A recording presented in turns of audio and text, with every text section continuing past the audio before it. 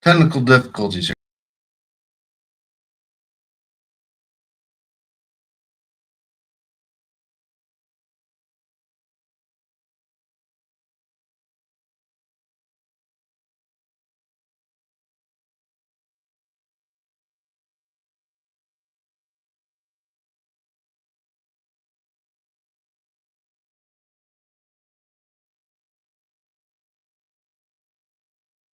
So apparently, America's favorite news app, X, has been in and out and up and down pretty much all day. And they came out later today, and they stated that it's because of major cyber attacks. And there's a lot of rumors going around about a group that is supposedly a part of these major cyber attacks, and that group is known Hamas supporters. Of course it is, because, you want to know what I find interesting about this? Let me tell you what I find interesting about this. That 24 hours after Canada gets a new prime minister, okay, America's favorite news app gets cyber attacked on and goes down. And of his new prime minister pictured here with none other than Ghislaine Maxwell. Where are those pesky Jeffrey Epstein documents at? Has anybody heard anything about those? I watch Pam Bondi hit or miss every now and again. And I caught Pat Cash Patel. I'm trying to I haven't heard anything about them, right? Everybody's all up in arms still about Ukraine and all kinds of other stuff right now. Nobody's really talking about Jeffrey Epstein anymore. And then like this happens and X becomes the target of a huge a relentless cyber attack. Like I tried to post like 4 different times this morning and nothing. And now I forgot what I was going to post about. So this just been an unproductive day. One post talking about how it's probably Iran, probably the Iranians. They're probably attacking. Listen, at least it ain't Russia, because I'm getting pretty fucking tired of that too. Seems like when anyone gets too close to blaming a certain holy state, that's when things start to go wrong. That's just my opinion. Anyway, I hear it's back up now. My feed is good. I'm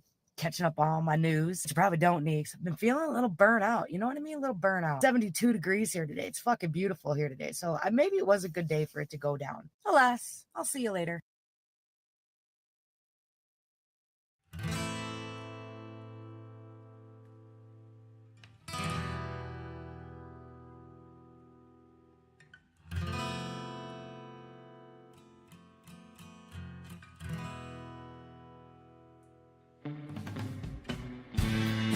Well, hello there, partner.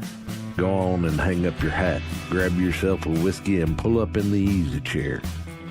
We're coming off the range of 9 to 5s with a whole herd of news stories that we've been steaming over like a cow patty in the Texas heat. As they say, the chickens are finally coming home to roost. And we're here to ruffle some feathers and ensure accountability ain't just a concept, it's reality.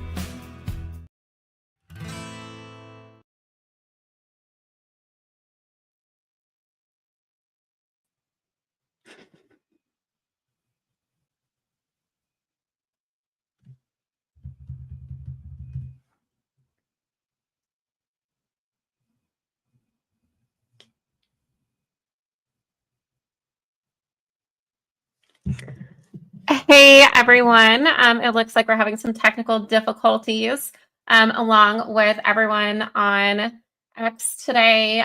We are streaming also on Rumble and YouTube. And it looks like with all of that going on and trying to refigure where exactly our streams are going to. We're having a little bit of an output issue. So I am going to go ahead and just start things off. It looks like, let's see here. All right, so it looks like we're going to start with the topic of X under fire today. So Biddy is out sick today. It is normally Biddy and myself on Monday and Wednesdays. And today we have myself along with Brian, who's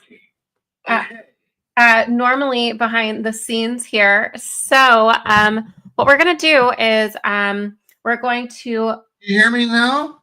Yes, we hear you. We hear you. Are you good? I'm very angry at the technology gods because they are pissing all over me right now. It's okay. It's okay. It's all right. We have things to talk about. Yeah, we definitely do.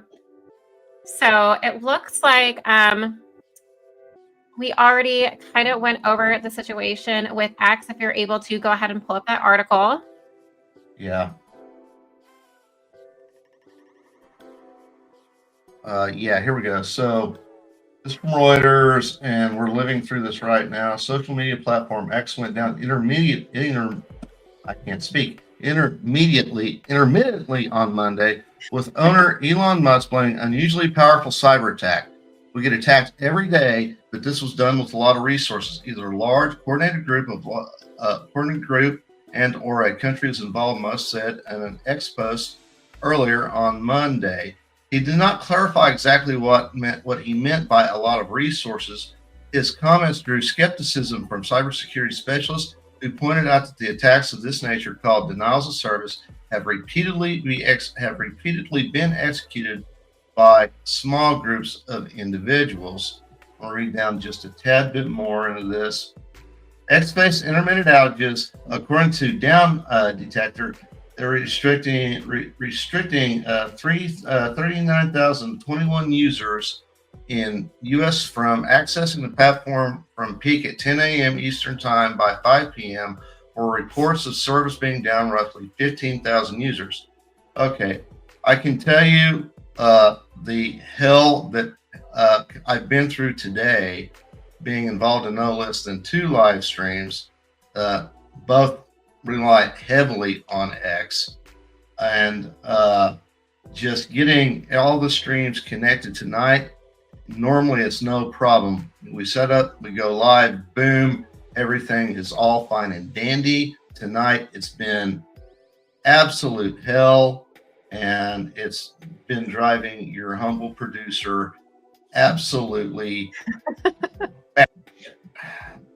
I'm not trying to laugh. I'm not trying to laugh. It's so funny because I was like asleep. I was asleep. Like, I had such a long day yesterday. I slept till about noon Pacific Standard Time, and I just see everyone complaining about like X being down. Let's see. Do you hear the background music on your end? I do. Well, let me get that turned down. Okay. And so I was sleeping until like noon. I had zero idea what was going on, but apparently people's like feeds weren't loading. They weren't able to comment on things, spaces. If they were going on, they were just being like completely throttled, like X lives. Some people couldn't even, like, as an example, if we're using like StreamYard, of course there's other streaming services, but like if you were to try to connect them to X, they would either play like the first minute and then just kind of freeze, or they just wouldn't like link, period. And I think that's what's interesting about this is that Elon Musk did an interview saying that it was Ukraine, yet I believe they also shout out a specific Hamas group, correct? Yeah, Hacker Collective. Let's see. I hate to give these guys any airtime, but Right. one of the Krasensteins has been. Actually, I'm trying to find. Let me pull up my. I've got some of this thread bookmarked here. Let's share this instead. And I am sure the chat will let us know whether or not they can see, the presentation. Check right quick. I don't see, so from my end, I can't. The text is a little bit too small, but it looks like it says breaking. I've been in contact with the leader of, that's good, of the hack group Dark Storm, who has taken credit for the DDoS attack on X today. He says that they have not decided yet how long the attack will persist. He also told me what their next target will be. If you want to show more, no, go up a little bit, because the reason he gives. Yeah. So, okay. So the whole thing, the reason he gives for the attack is just a demonstration for our strength with no political motives, which I call complete bullshit on that. But what's interesting is that Darkstorm also revealed to me their next target, the wallet application of private banks, stating the banks claim their services couldn't be stopped, thus issuing a direct challenge to the hackers. So, first of all, Brian Krasenstein, he has some leftist views, but I don't think a lot of his hate is actually warranted all the time, because he and his brother have done some investigative work, despite the fact too. Just kidding. But what's interesting is that I know, right? Like the most obvious name, Darkstorm. But like the whole point of this is that, Elon Musk is saying Ukraine, Krasenstein is claiming Darkstorm. There are VPNs that exist, right? So who's to say that, somebody who was in the States or in Brazil, or I think some of the other locations floating around, weren't just using a VPN to control their location, and also to control their accessibility in regards to this issue. So, I mean, it seems like there's just like a lot of questions, and it doesn't seem like the attack is quite over. What's next, Sunny Hurricane? Exactly. Like, it's just these edgy names. But I do remember, and, again, I took about like a 2-year break off of X, and I believe it was like when it was changing from like Twitter to X, like when Jack Dorsey kind of like sold it off. But I remember during Jack Dorsey's reign, when it was still Twitter, that there were a lot of glitches, a lot of hacking, a lot of feeds not loading. So it's interesting, right, that this has made like international news. Probably because, since Trump has been elected, this has become the largest news app, right? And you have a lot more viewers and participants as previously. So it's, we'll just have to see. But the fact that it's like 6 o'clock here, Pacific Standard Time, like 9 o'clock where you guys are at, and you're still seeing these glitches, means that they don't particularly have all of this figured out yet. I'm also seeing that previous broadcasts of ours, of Roma Nation specifically, is like showing like the link, but then it's saying like the broadcast is unavailable. Like things that were pre-recorded from like Saturday when AK did the deep dive, as an example, of Rumble. Like that's not even showing up for me anymore. It's saying like it's not available. So I don't know what's going on. Rumble was also, I was seeing reports of Rumble also having connectivity issues as well. So it's like Rumble. And tying that back to the cold open video, I mean, normally I don't use, I just do something funny, but this cold open video really kind of ties everything we're going to be talking about together, because we have this attack, we have this change of power over in Canada to a guy who's very bank oriented, and as what you've pointed out, this collective, they're going to target banks next, so this could be, if Krasenstein is onto something, again, I hate to give those guys any credit for anything, but, if they're onto something, this could be, a big thing, Yeah, I mean, at the end of the day, it was a conversation that he had. And to me, it's still coming off as like an unverified conversation, Right. but at least it gets like the wheels turning and it adds more to the conversation. And the reason why I had sent you Shipwreck's video, and I was like, this would be a great idea to, have her in some point of the stream is because she does bring up what other people often don't in regards to what's going on in the world with the prime minister, and having all of these like banks potentially another like inside trading type of situation. So again, it's something that we need to look out for. But if you are ready to move along to the next story, I do have it pulled up here. I think we're going to use yep, there we go. So Trump promises more arrests after pro-Palestinian activist detained by ICE. So first of all, this website, they advertise themselves as neutral and more center-leaning.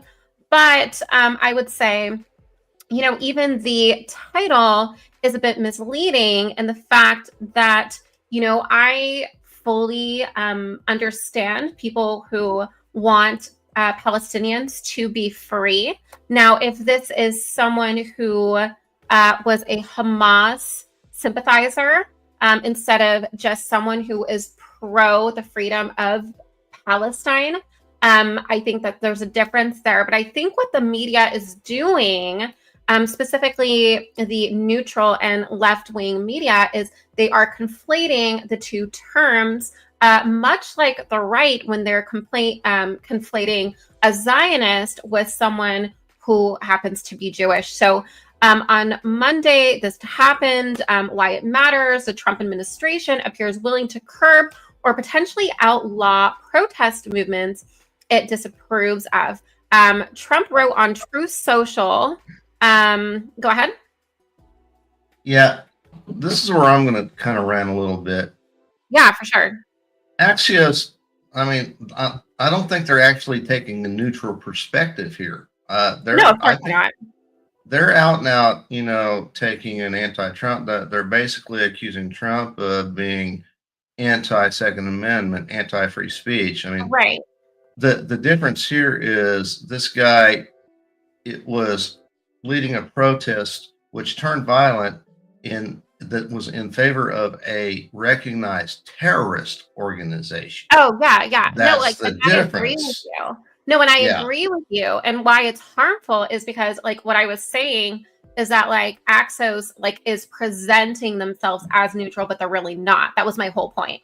It's like they're it's like they're saying that it's just someone, that it just like happened to be someone who was pro-Palestinian, and that they are minimizing the damage of being a supporter of a terrorist organization. So, going back to the report here, it talks about how President Trump praised the arrest of pro-Palestinian activists and Columbia University alum Mohamed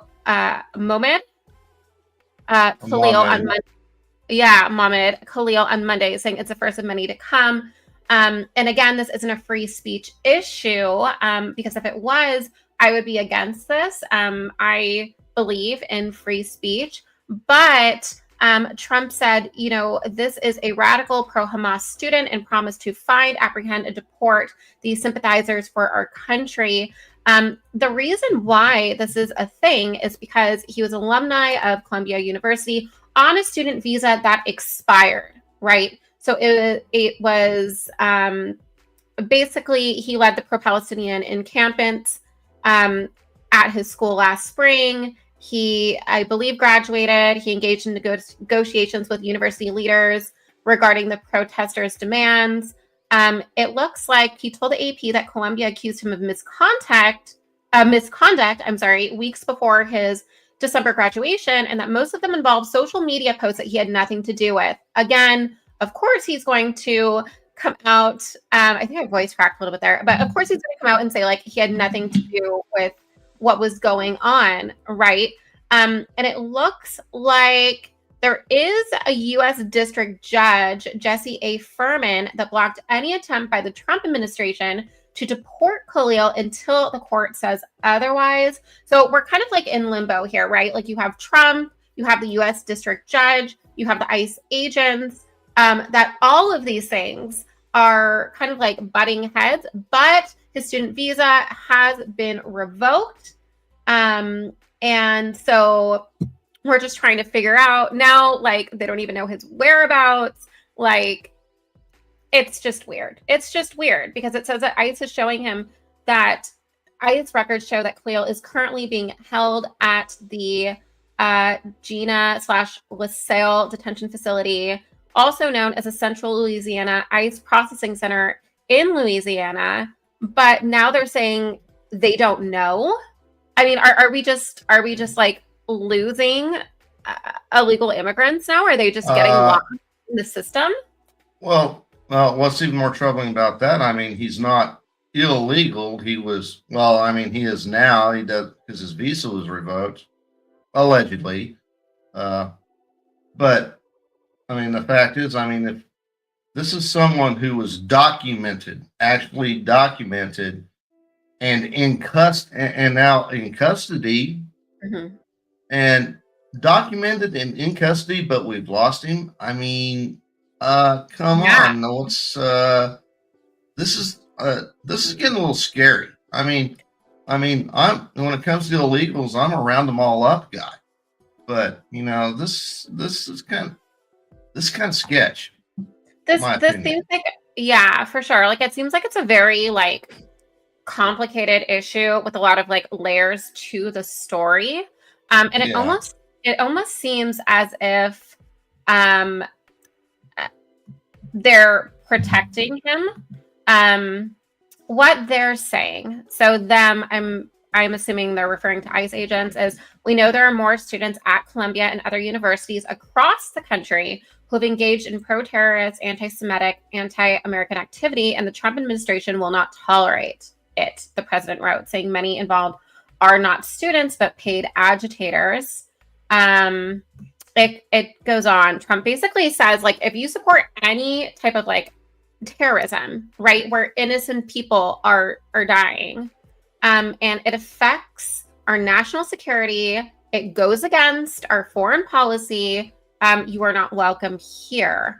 And the DHS spokesperson, Tricia McLaughlin, told ASOS in a statement that Khalil led activities aligned to Hamas, a designated terrorist organization. So again, this gets back to even the title of this entire article, right?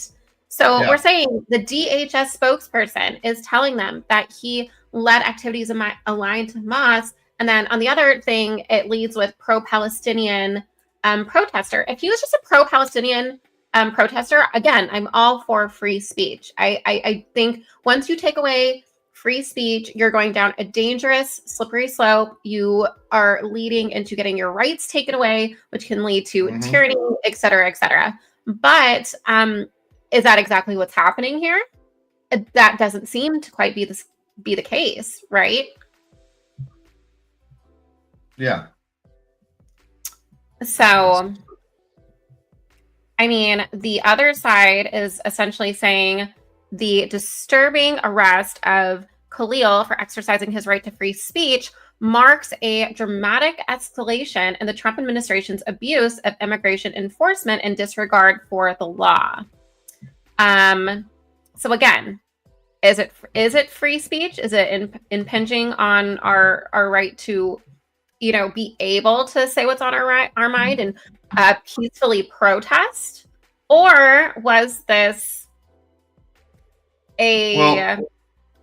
was this like a destructive protest and demonstration, right? I'm not going to lie. I get very worried about this sort of thing. This could be precedence for something not okay. Exactly. Like I said, it's a very slippery slope, right?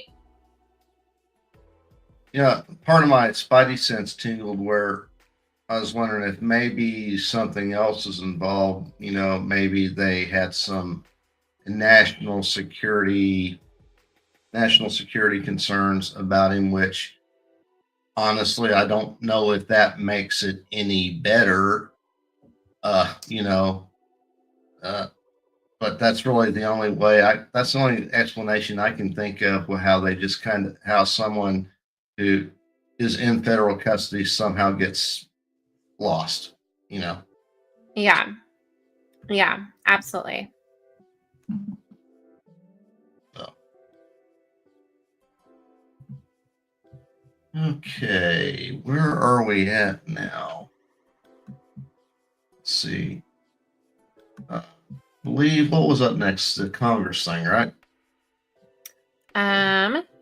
Yeah, so the next thing is my favorite person and yours in Congress. Mm-hmm. Yeah. This is talking about the continuing resolution coming up here. Who are Johnson's remaining this story comes from Politico. Get the full headline here. Who are Johnson's remaining GOP holdouts on the spending bill? Representative Thomas Massey is the only House Republican to definitively say he will vote against the bill to avert a shutdown, but several others are still undecided. Speaker Johnson is trying to muscle through a stopgap spending bill to avert a government shutdown, but he doesn't have votes locked down yet. President Donald Trump is pressing a small group of GOP holdouts to fall in line ahead of the Friday shutdown deadline. House Democratic leaders are whipping all their members to vote against the bill that would fund the government through September. I don't think the House Republicans should expect any Democratic votes to get them over the line, said one person familiar with the ongoing conversations among moderate House Democrats who was granted anonymity to speak candidly. Because, of course. Okay, Valley, this is the game we keep seeing over and over again, and we'll bring up our favorite congressman here in a second. But they bring this down the wire and they say, oh my God, we got to pass this. The government's going to shut down. Granny's not going to get her Social Security checks. The troops aren't going to get fed or paid. And by the way, they're not getting fed. Watch the fat electricians expose on that, or angry cops. Yeah, angry cops. All these bad things if we have a government shutdown. Someone did the research for me, and I've already forgotten it, but it's been like 2019 since there's been an actual budget passed by Congress.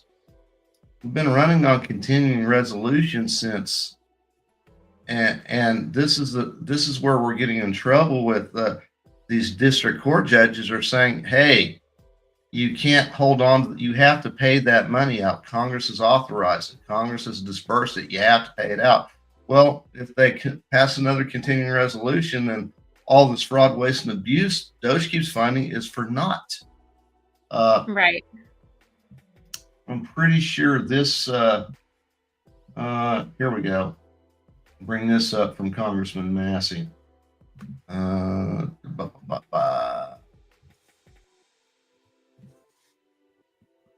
Zoom in on this so I can read a little easier with my eyes facing this way. Someone thinks they can control my voting card by threatening my reelection. Guess what? Doesn't work on me. 3 times I've had a challenger who tried to be more MAG than me. None busted 25% because my constituents prefer transparency to principles over blind allegiance. Yep. Let's see. Rand is correct. I am a no on this CR. Despite DOJ's findings of loony left-wing USAID programs, the Republican spending bill still continues to fund the very foreign aid that Elon Musk proposes to cut. The bill continues spending at the inflated pandemic levels and will add $2 trillion to the debt this year. Count me as a hell no. Okay. And then one more from Congressman Massey. If it passes this week, the CR obliges Trump from now until September to spend the same amounts of money on generally the same things Biden spent money on in his last 15 months in office. We could pass rescissions later to undo some of these things, but there's no commitment to do so. Again, I think Congressman Massey is the only sane man in Washington. I know you have comments. Go ahead. Yeah, no, I mean, look, like he is, I'm trying to think of like the best way to put this, right? Like MAGA is an acronym. Okay. It's Make America Great Again, which means you should do everything in your power to make America's national debt go down, to make us be, you know, a strong and independent and having a thriving economy and having secure borders, you know, all of these things. But you have people who are MAGA, part of a base that essentially was a phrase that was coined by Trump. But a lot of those things aren't making America great, right? Which is what Thomas Massey is like alluding to. He's like, I'm MAGA because I want to make the United States of America great, but not because this was a term coined by President Trump, right? So I think what's going on here is that Rand Paul and Massey are calling out kind of almost like the hypocrisy, right? Like, why would Republicans pass this spending bill, or why would they ever pass a spending bill that goes against the mission of the Department of Government Efficiency? It seems hypocritical, and I think people really need to call out both sides of the aisle. And I think a lot of time you do have bad faith actors, specifically in Congress, that just do not want to do the right thing in fear of retaliation, right? The GOP, they don't want to come off as divided. And you know, this isn't the only time Massey has come across as being like the lone wolf. And like, I love it. I love him for it. Like, he's a constitutionalist. He's America first. Rand Paul is also a constitutionalist with a more libertarian views because, you know, obviously he comes from the Ron Paul family tree, right? So, you know, they are the definition of fiscal conservatives. And I think a lot of people just don't want to accept that and just want everyone to be on the same page all the time when the math ain't mathin'. You know what I mean? Right. So let's see here. Well, let's see. Yeah, we're still on time here. Yeah, I mean, and really quickly, I was going to say, and really quickly too, you know, Senate Republicans are indicating they like major changes to the House framework, and they weren't close to a consensus on how to proceed on the tax cuts that have been demanded by Trump, or the size of spending cuts that would need to be included in the package to placate those fiscal conservatives. And so they keep pushing it back. And it's, you know, again, it's reiterating that the Senate Republicans are largely united in wanting to make the 2017 Trump tax cut permanent. But several said Monday, coming out of the meeting, they don't have the buy-in from the conference of the size of the spending rejections they should push for. So this is probably going to be an ongoing thing for the next few months if they're talking about August, right? Right. You know, because keep in mind, you know, Congress basically has, you know, a year to get anything done, anything meaningful done, because they're going to spend the second year of the session campaigning for re-election. So kicking this can down the road, especially because honestly, if they kick this thing, if they pass this continuing resolution, we get into the same fight again in September. And then Yeah. now we're looking into congressional campaign season. So then they're even going to be under even more pressure to, guess what? Kick it down the road again, because guess what we have now? We got something to campaign on. Yeah. It's almost like that's the plan all along, right? It's like it's all part of the plan. It's all part of the plan. Dude, I just noticed with this new background, I'm like sinking into it. Like, where am I? It looks very plush, very elegant. No, but you can't see most of my shoulder. Yeah. It might be the way your top's wearing blending with your virtual green screen. Like Yeah. maybe experiment with different, tops or something. I don't know. This is still a work in progress, guys. I'm still new, but I do have shoulders. I do exist. No, you're completely AI generated. Do you know how many times I've been told that on X, by the way? Really? Oh my God, yeah. That's funny. Absolutely. Absolutely. So are we moving on to the international news now? Let's see, making sure, double checking. Moving on up. Oh, yeah, we are. I just had the wrong. I was looking the wrong tab. I actually had the right tab loaded. I just needed to hit the button. Okay, so there's only one thing in Mark Carney's entry. This is the Guardian. They're British, so that's British inbox. Yeah, they're British. The British. Yeah. Whenever I say that to my friends that are actually in the UK, they're like, "Don't ever do that again," because it's like, you know how they say, like, Americans, their British accents will come out either when they're drinking or when they're just trying to be silly, and then it turns out to be like a giant insult.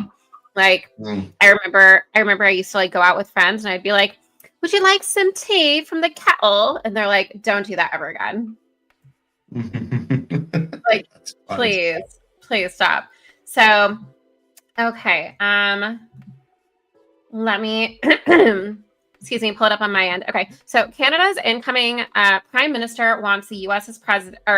president's tariffs that threaten the greatest crisis of our generation. It's so scary. When Mark Carney becomes Canada's prime minister later this week, a list of simmering crises across the country will demand his attention.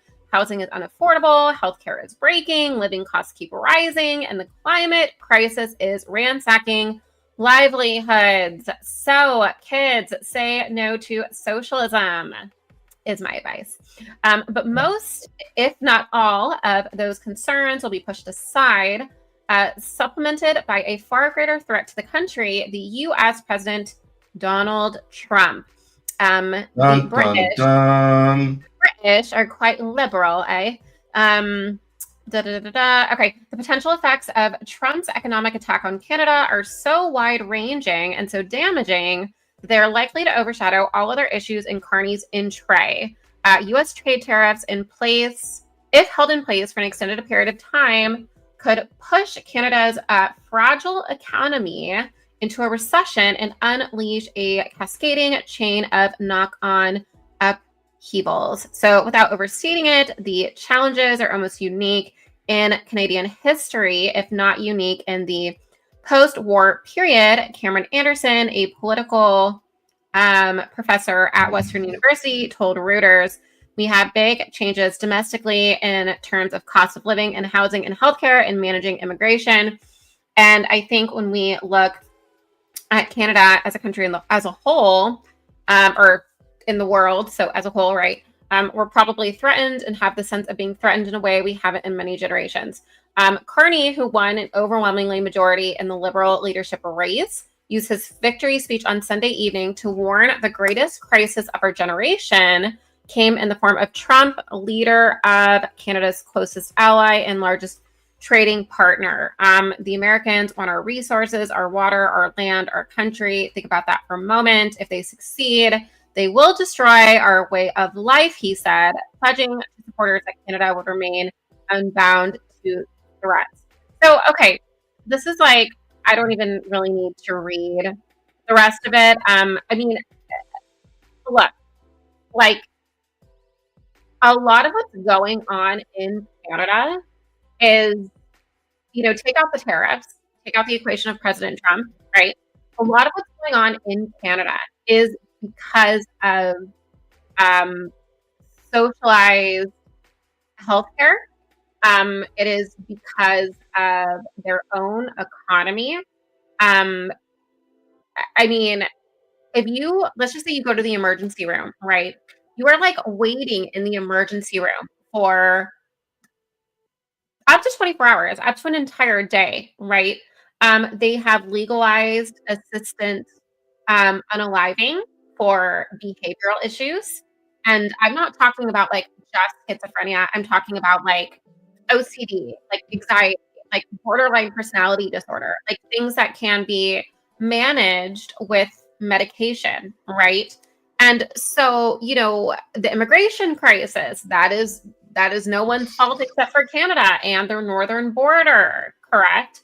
So a lot of these things are deflection when it comes to Trump. Now, again, I'm not a huge fan of tariffs. I'm not a huge fan of this ping pong game that Trump is doing with, 25% to potentially 250% to, tariffs now on a halt until April. Oh no, just kidding. I'm not a favor of that, but the majority of the problems with Canada and, their opinions on climate change, right? There's a lot of Americans that have a different opinion on climate change in regards to Canada in their agenda. To me, the fact that liberals overwhelmingly came out in support of this new prime minister when a lot of these problems are due to liberal policies, it's just like, it's just astounding to me, right? Yeah. And keep in mind, this guy, his background is in finance, particularly with WEF affiliated banks. He's, and you tie that into, again, with all this stuff with X going down today and people connecting those dots, maybe someone don't want us connecting those dots, which maybe hope we don't get the stream nuked, Yeah, maybe Sure. somebody doesn't want us to overpower Canada. Now, the interesting part here, getting back to the banks, Carney was the head of Bank of Canada from 2008 when he helped Canada avoid the worst of the subprime mortgage crisis in the United States. And when I go to the other article, by the way, I'm not pausing or there's no lag on your end, right? No, we can hear you just fine. Okay, perfect. So, just going along with that, the fact that he was the head of the Bank of Canada, like he became the first ever like non-citizen to run the Bank of England. Like he hinted at the degree to which Trump will feature as a foil. So you have, is that some type of passive aggressive threat? He has the control of Canada. He has the control of the UK in a financial sense. Yeah. A lot going on there, a lot to process there, right?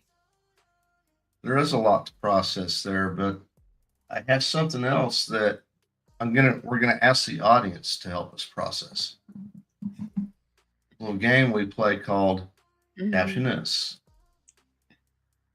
So what we do is we generate an AI image, and we have a Discord that's behind this show, behind Rise with Middle America Monday, Wednesdays, and Fridays, behind Romanation on Saturdays, and our new Sunday after show upcoming every other week with Valley and Biddy.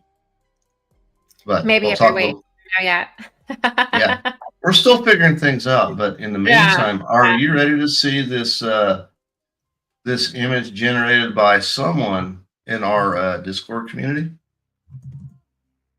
who requested no credit be assigned tonight. So here we go.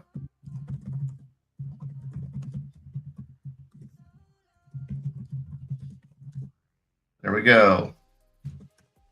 Caption this. What do you got? I mean, I'm seeing Russian bear cavalry, being led by their fearless commander, Vladimir Putin. That's a little long to put on a t-shirt, though. Probably need something a little pithier than that. Dude, I love that image on a t-shirt.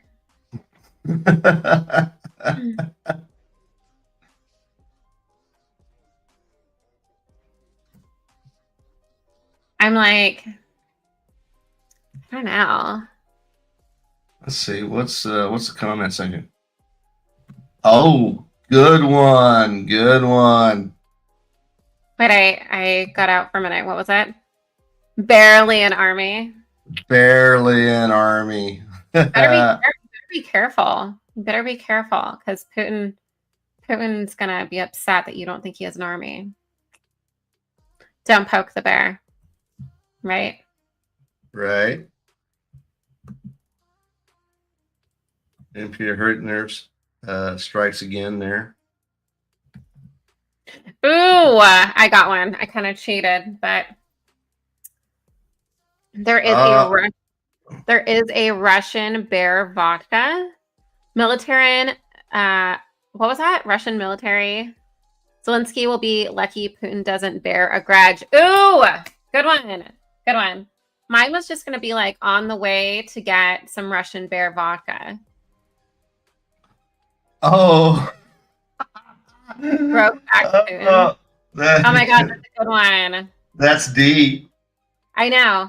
She'll be hosting tomorrow night. Broke back Putin. Wait, put that back on. Hold on. Oh.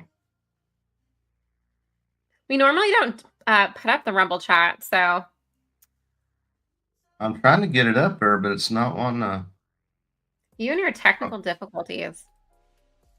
Hey, I don't know what the hell's going on tonight. It's okay. But I'm new, right? So I saw just my face and I was like, I don't know what's going on.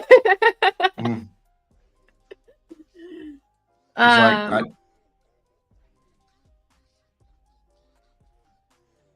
Putin writing Zelensky. I don't know about that one. I don't know if he's a bear. I think the bear is a little bigger built than Zelensky. Hey, you heard of sitting on a toilet? Let me present to you. Why did I read that? Putting on beer.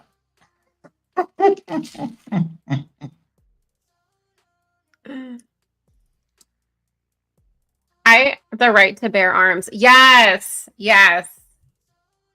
I like that. That should be the right to arm bears. The right to arm bears. The right to bear arms or the right to arm bears. Right.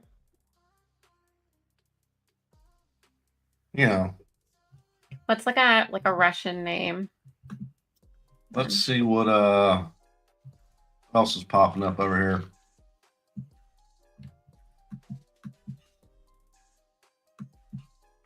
Oh, okay.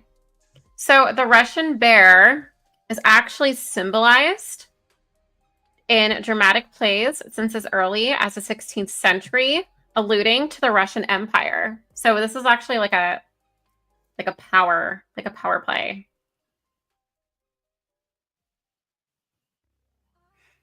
Anybody notice that Putin doesn't have his legs? Yep, that's the world of AI. Yeah. We can't be that perfect yet. Sorry for this one. Okay, I'm not reading that. I will. Riding Putin right pussy better battle.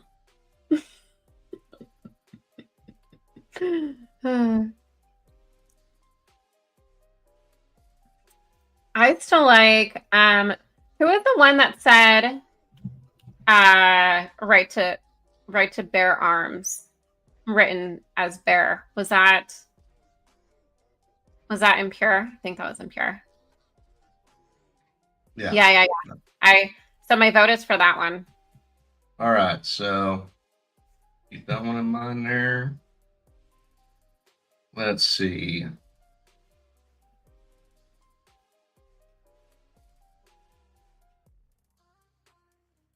I'm going to go with this. I'm going to go with this one. Yeah, that's a good one. All right. So in the chat, type 1 for Bear Grudge, and then 2 for, where's the other start one? Bear Arms. 1 for Bear Grudge, 2 for Bear Arms.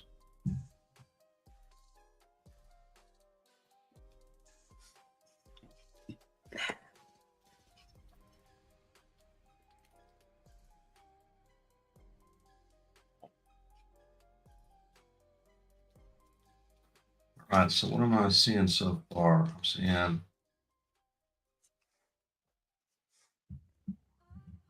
2 2s and 2 1s so far.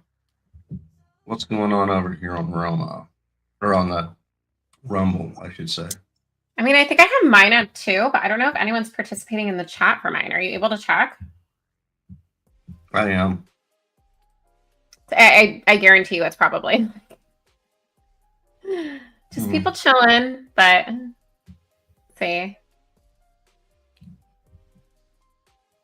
I'm not flipping a coin tonight.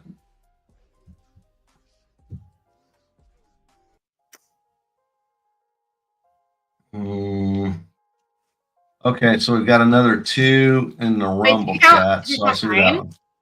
Did you count mine? I didn't count mine, so I didn't count yours. No, we do count ours, don't we? Well, we cancel each other out, so. Yeah, I guess. Yeah. Okay, let me check my chat. Like I said, I don't think there's anything, but let me check. Looking at you guys.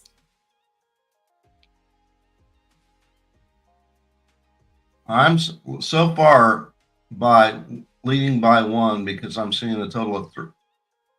Damn it, AK. That's tied up again.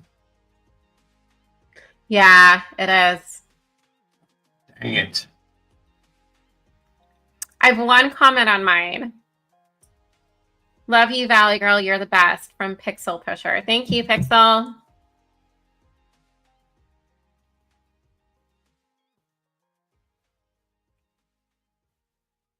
Next photo I see comes in. Puts it over the top. Okay, we need one more vote, guys, for a tiebreaker. Need one more vote. Need one more vote for a tiebreaker.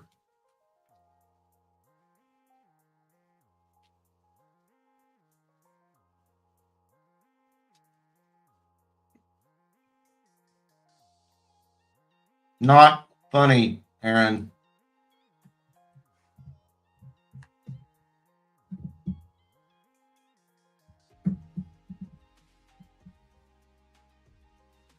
Too, but I have a fake mustache on. Ha ha, Hootner. Very funny.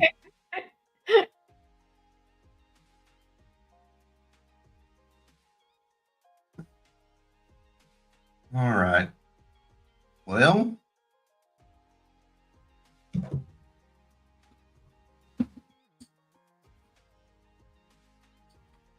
we're going to have to flip a coin. Yeah. James Waldecker, I'm going to call you out. 1 or 2. How? You are the tiebreaker. James.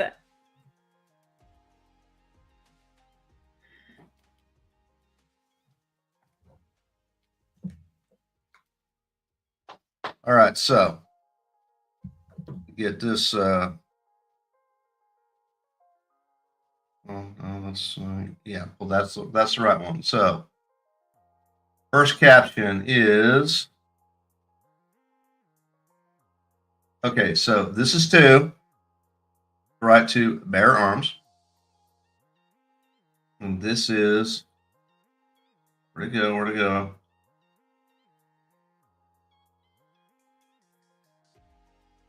Vashnix. Where'd it go?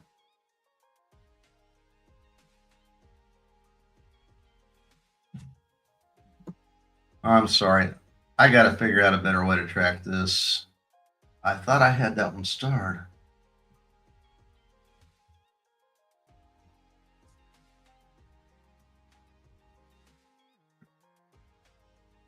Okay, yeah, this one. This is number one. Bear Grudge, Bear Arms. Bear Grudge 1, Bear Arms 2.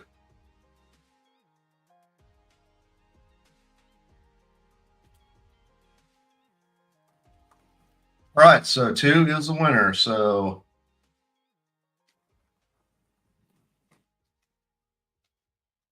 well,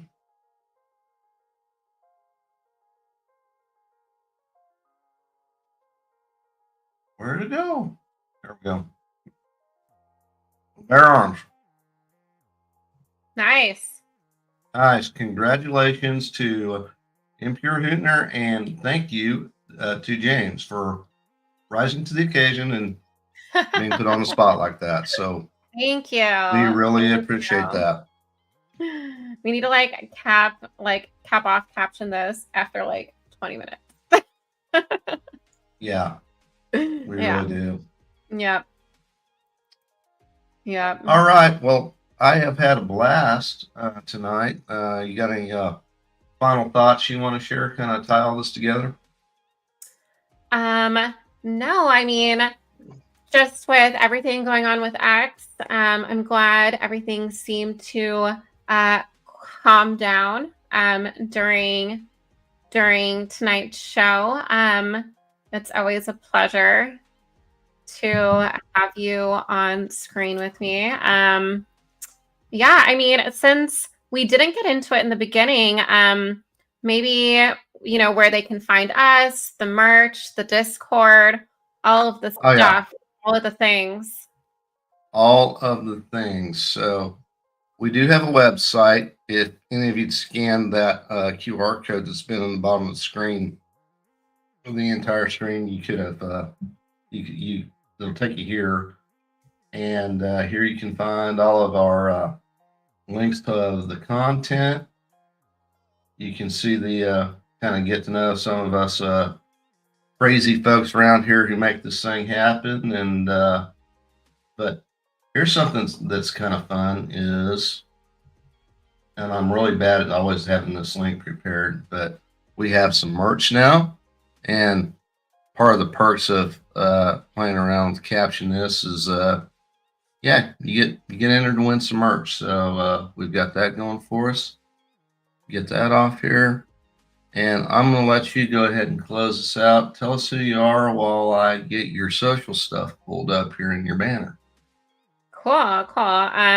So yeah, you can find me that Valley Girl at I'm mainly on X, experimenting with a couple other socials, but x.com/Cali Melody. I have this very, very subtle Californian accent. But you'll find a lot of my content is tends to be unbiased. Again, I'm right leaning, but I do call balls and strikes. So I would love for you to give me a follow, interact with me. I got you back. And Brian, what about you? Believe it or not, I still have not built a banner for myself in here. You can find me at Brian Tidwell 1 on X. That's where you find most of my stuff. I have a YouTube channel, BR Tidwell 55. I'm not as active on my YouTube as I once was, but you'll find some interesting content there. You might find some interesting. But if you're a nerd like me, that's all I got. And as far as thoughts, it sure looks like something strange is going on. And maybe that opening video we had kind of tied it all together all at once for us. So we are just in the simulation, and we gotta break the fourth wall. And yes, dear, I'm so excited for you to get your merch. I need to get mine soon so we can rock it. And thank you guys for hanging out with us. Yeah, thanks. So I'm going to go ahead and end this on out the way we always do. So bye, y'all. Bye. So I got to thinking, there's MAHA, Make America Healthy Again. MAGA, Make America Great Again. But what we really need to do is make America follow the Constitution again. Motherfucker.